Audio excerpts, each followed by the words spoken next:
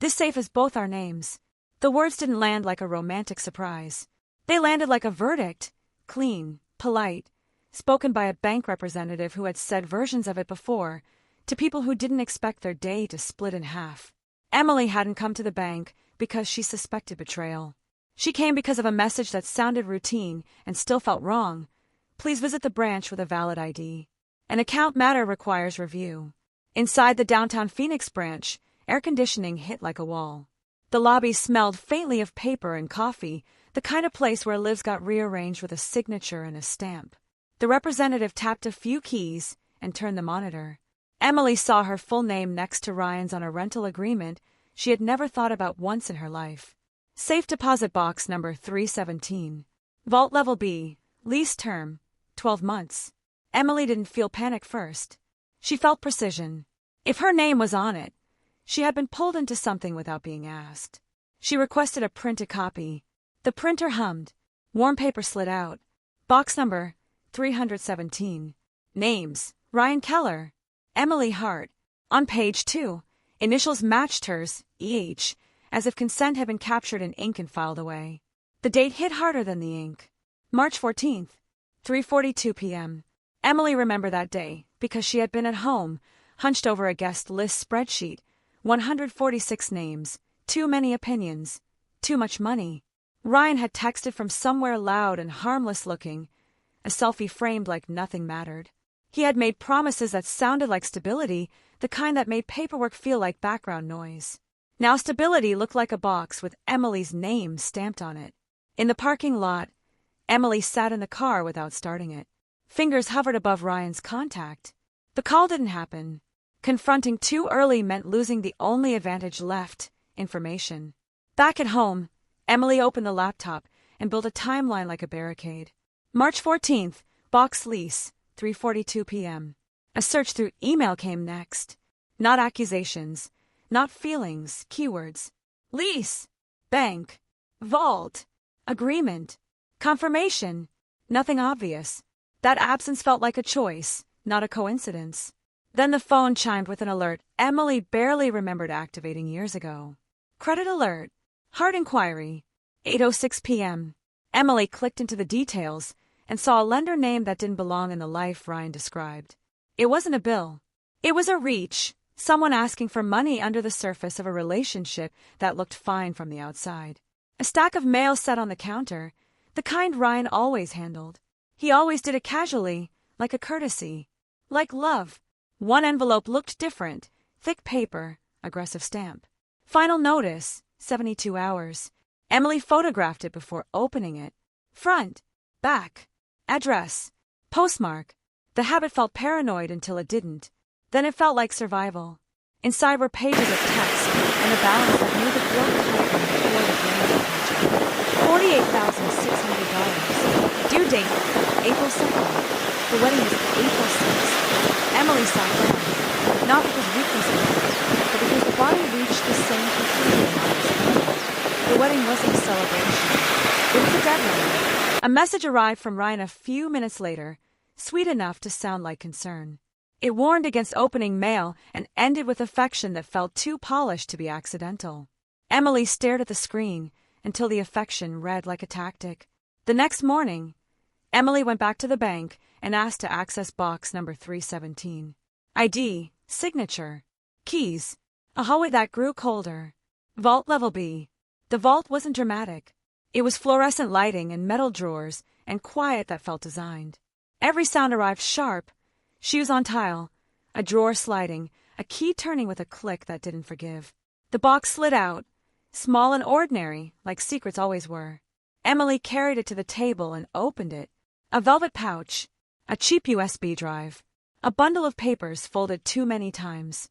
Then the document that erased every excuse. Personal guarantee, $48,600. Due date, April 2nd. Guarantor, Emily Hart. Breathing stayed measured, like someone trying not to disappear. Photos came first. Page 1. Page 2. Signature page. Any stamp, any date, any typed name.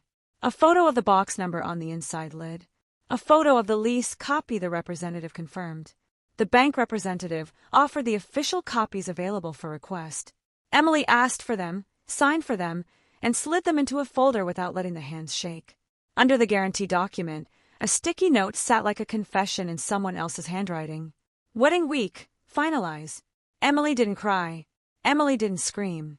Something inside went still and sharp. The story hadn't been complicated. It had been engineered. Out in the parking lot, Emily created a folder on the phone and named it exactly what it was. Box 317_receipts. Then a list, because lists turned panic into a plan. Passwords first. Email, banking, cloud storage. Shared settings off. Shared locations off.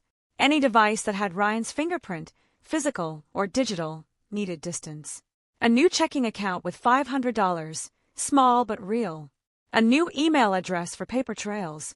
An appointment on Monday at 9:30 a.m. with someone who could read documents the way Ryan had been reading her. A second list followed. People Ryan could reach through, people Ryan could charm. Unknowns created leaks. Leaks created time. Time was the only thing the trap depended on. That afternoon, Ryan came home cheerful, grocery bags in his hands, confidence in his shoulders. He moved through the kitchen like nothing had changed, like the house still belonged to the story he had been telling. Emily watched him and realized something that hurt in a quiet way. The performance wasn't for Emily. It was for control. When Emily mentioned the bank, Ryan's expression tightened for half a second before smoothing out. He dismissed the box as nothing important, then reframed Emily's concern as drama. The pattern was familiar. Minimize, mock, redirect, soothe. Emily didn't argue. Emily used specifics. Lease date and time, March 14th, 3:42 p.m. Ryan responded with a different date. Too fast, as if the lie had been waiting on the tip of his tongue. The mistake was small, but it mattered. Facts did not bend when charm failed. Emily placed the printed lease agreement on the table carefully, like a chess piece. Ryan softened the voice and tried to recast the moment as misunderstanding. He described the box as normal, as adult, as harmless. He tried to make Emily doubt the reaction instead of examining the paper. Emily asked the only question that mattered: why Emily's name had been needed. The answer slipped out quick and careless, an admission that the name had been required, not included by accident. In that moment, love didn't show up. Hate didn't show up. Clarity did, the kind so clean it made hands go cold. The next part required something harder than anger, restraint. Emily didn't confront the guarantee directly that first night. Confrontation created noise, and noise created opportunities for a careful liar to improvise. Instead, Emily watched for patterns. Ryan stayed unusually attentive. Dinner suggestions, gentle jokes, compliments that arrived too early, as if time to soften a problem Ryan couldn't name out loud. It looked like affection. It felt like management. Emily listened for concrete statements, dates, names, explanations, and stored them the same way the receipts were stored. Not as drama, as inventory. Late that night, a notification lit the phone screen.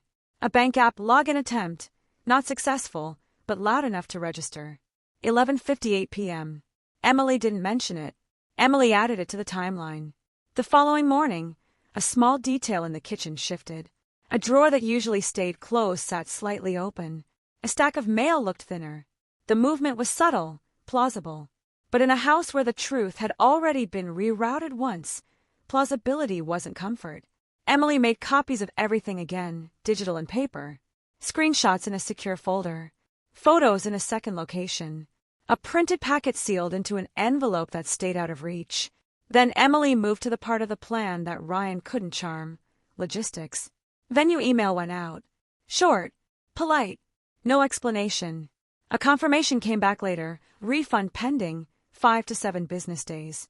The apartment complex call happened next. One turned months ago just to see. Unit 512 was still available. A move-in date appeared like a door opening. A lease application got submitted with minimal details and maximum speed. Not because haste felt good, because time was now a predator. An Uber got booked for the next day, 6.2 miles, $18.44, and the receipt got saved in the same folder as everything else. Receipts didn't just prove what happened. Receipts anchored reality when someone tried to rewrite it. Packing stayed quiet. Only what belonged to Emily. Only what could be carried without needing Ryan's help. Not because punishment mattered. Because leaving without negotiation mattered. Ryan noticed too late. The face didn't change to sadness. It changed to panic. Panic wasn't about losing love. Panic was about losing control. Words filled the doorway. Questions. Warnings, accusations. Ryan questioned Emily's clarity. Ryan warned about consequences. Ryan accused Emily of ruining everything, as if the trap was Emily's fault for seeing it. Emily didn't raise the voice. Emily didn't beg to be understood. Emily held receipts. Box number 317. March 14th at 3:42 p.m. Final notice, 72 hours. $48,600 due April 2nd. Wedding week, finalize. When a person has receipts, a liar runs out of oxygen. Monday at 9:30 a.m. arrived with fluorescent lighting and a chair that didn't care about feelings. Emily sat across from someone who didn't dramatize. The questions were simple and exhausting. Dates, copies, stamps, signatures, account names, the chain of who touched what and when. The person asked for the lease copy. Emily produced it. The person asked for the guarantee document. Emily produced it. The person asked for the final notice, envelope photos with postmark. Emily produced those too. Every answer tightened the story into something Ryan couldn't twist with tone. A practical step followed, separating what could be separated, freezing what could be frozen, documenting what could be documented. It wasn't a movie moment. It was paperwork done with a steady hand.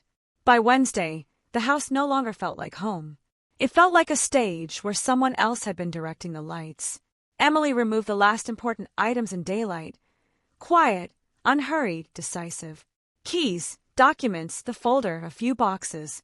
The kind of exit that didn't leave space for negotiation. That night, calls came late. A voicemail timestamped 2:03 a.m. Ryan sounded smaller. The message asked for conversation, as if words could erase documents. Emily listened once, then deleted it. Later that week, a letter arrived at the new place. Account under review. Emily read it twice and set it on the counter of a small kitchen that smelled like cardboard boxes and new beginnings. Not because everything was magically fixed, because the trap had been seen, and a seen trap was weaker. On Saturday, Emily carried the last box into Unit 512 and closed the door behind her. The apartment was quiet, no footsteps following, no pressure to sign anything to make things easier, only sunlight, thin lines on bare walls, and silence that finally belonged to Emily. Emily wasn't just surviving. Emily was returning. Vindication wasn't loud. Vindication was walking away with Emily's name still belonging to Emily.